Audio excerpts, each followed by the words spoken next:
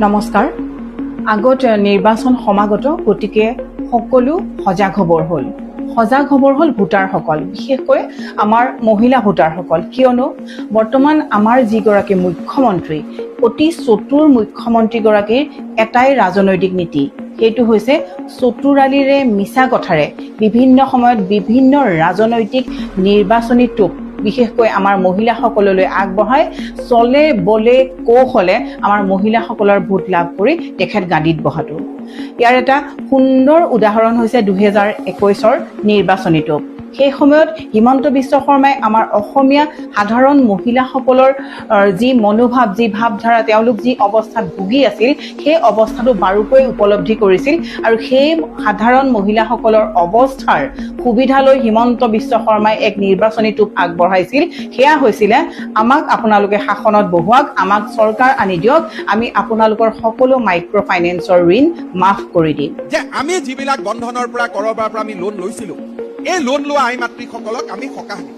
সেয়া যে এক নিৰ্বাচনী টোপ আছিলে, সেয়া আজি আমাৰ সাধাৰণ মহিলাই আজি বুজি উঠিছে। কিয়নো সেইখিনি সময়ত তেওঁ বিভিন্ন মেলে মিটিঙে ডিঙিৰ শিৰ ফুলাই ফুলাই কৈছিলে যে মাইক্ৰ' ফাইনেন্সৰ সকলো ঋণ পৰিশোধ কৰিম।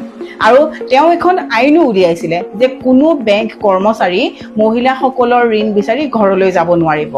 তেওঁ সেই সময়ৰ বিত্তমন্ত্ৰী আছিলে, সেই সময়ৰ বিত্তমন্ত্ৰী আজি মুখ্যমন্ত্ৰী হ'ল, কিন্তু মাইক্ৰ' ফাইনেন্সৰ ঋণ মাফ হ'লনে?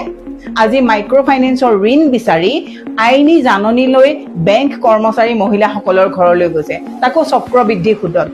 গতিকে আমাৰ মহিলাসকল বাৰুকৈ সজাগ হ'ব হ'ল। কিমান মিছলীয়া ধৰণৰ এজন নেতাৰ কথাত আজি আমাৰ মহিলাসকল বিপদত পৰিছে। গতিকে সকলোৱে বুজি উঠক, এয়াই হৈছে হিমন্তৰ নীতি। হিমন্ত বিশ্ব শৰ্মাৰ নীতিয়ে হৈছে মিছা কথা, ব্যভিচাৰ, নিৰ্বাচনী টোপেৰে সকলো সাধাৰণ ৰাইজক আভুৱা ভৰি চলে বলে কৌশলে নিজৰ গাদী ৰক্ষা কৰাটো। কিন্তু এতিয়া আমাৰ অসমীয়া মহিলা ইমান সহজ সৰল হ'লে নহ'ব। হিমন্তৰ চতুৰালি বুজিবলৈ আমাৰ মহিলাসকল অলপ যিহেতু সৰল সহজ, গতিকে হিমন্তৰ চতুৰালি বুজিবলৈ অলপ কঠিন হয়, কিন্তু এতিয়া বুজিব লাগিব।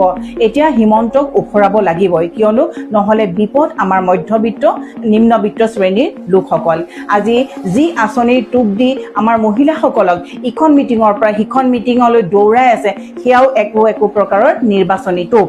আজি যি আপোনালোকে অৰুণোদয় আঁচনি, উদ্যমিতা আঁচনিৰ নামত পইচা লৈছে, বেংকৰ চেক লৈছে, আপোনালোকে কোনে জানে?